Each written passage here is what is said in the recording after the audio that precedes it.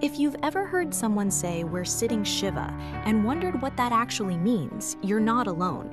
Shiva is one of Judaism's oldest and most meaningful mourning traditions, but also one of the most misunderstood, especially for non-observant Jews and non-Jewish friends who want to support someone grieving. This video explains exactly what Shiva is, how long it lasts, how to calculate the days, what happens inside a Shiva home, and why this tradition still matters today. The word Shiva means 7 in Hebrew. Traditionally, it refers to the 7-day Jewish mourning period observed by the closest relatives of the person who died: parents, spouses, children, and siblings. During Shiva, mourners stay home. They step away from work, errands, and daily responsibilities. The community comes to them. The heart of Shiva is simple: no one grieves alone. Shiva's origins go back thousands of years. In the book of Genesis, Joseph mourns his father Jacob for 7 days, the earliest recorded Shiva. The Talmud teaches that comforting mourners mirrors what God did when he comforted Isaac after Abraham's death. Every visit, every moment of presence echoes something sacred. Traditionally, Shiva lasts 7 full days, but Jewish practice varies. In Orthodox and conservative communities, a full 7-day Shiva is observed, with Shabbat counted but paused. In Reform Jewish communities, most families observe a shortened Shiva, often 3 days, or sometimes just 1 or 2 evenings of visitation with a single minyan service. This reflects the Reform movement's emphasis on personal meaning and the needs of the mourners. Many modern families choose the length that feels right for them: 7 days, 3 days, 1 evening, or a single service. All are valid. The purpose is comfort, not legalism. Shiva begins immediately after burial, not after the funeral service. Day 1 is the day of burial, even if burial happens late in the day. A Jewish day begins at sundown, not midnight. If burial is close to sunset, day 1 may be very short.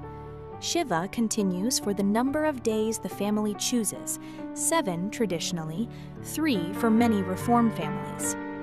For example, if burial is on Wednesday afternoon, Wednesday is day 1, Thursday is day 2, Friday is day 3, Shabbat is day 4, it counts but Shiva is paused, Sunday is day 5, Monday is day 6, Tuesday morning is the final partial day. Shabbat, from Friday sundown to Saturday sundown, pauses Shiva. There are no visitors, no low chairs, and no outward mourning. Mourners may attend synagogue, but Shabbat still counts as a day of Shiva. Major Jewish holidays, Rosh Hashanah, Yom Kippur, Sukkot, Passover, and Shavuot, end Shiva immediately when they begin. If burial occurs the day before a holiday, Shiva may last only a few hours. Shiva includes several customs that mark the week as sacred and different. Mourners sit on low chairs or benches as a physical expression of grief and humility.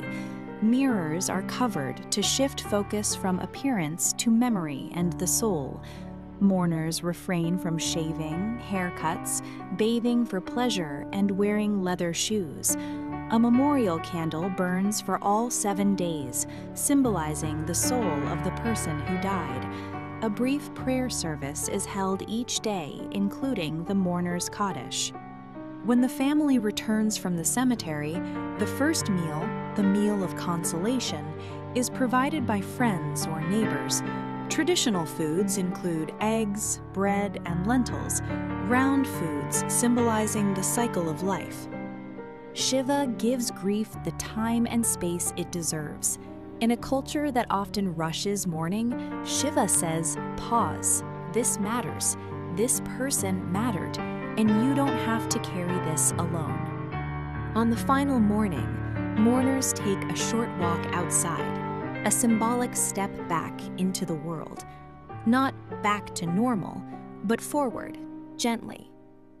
To learn more about hosting Shiva or attending one for the first time, explore the next videos in this series. And, of course, the staff of Kronish Funeral Services is always here to help you through loss and answer your questions.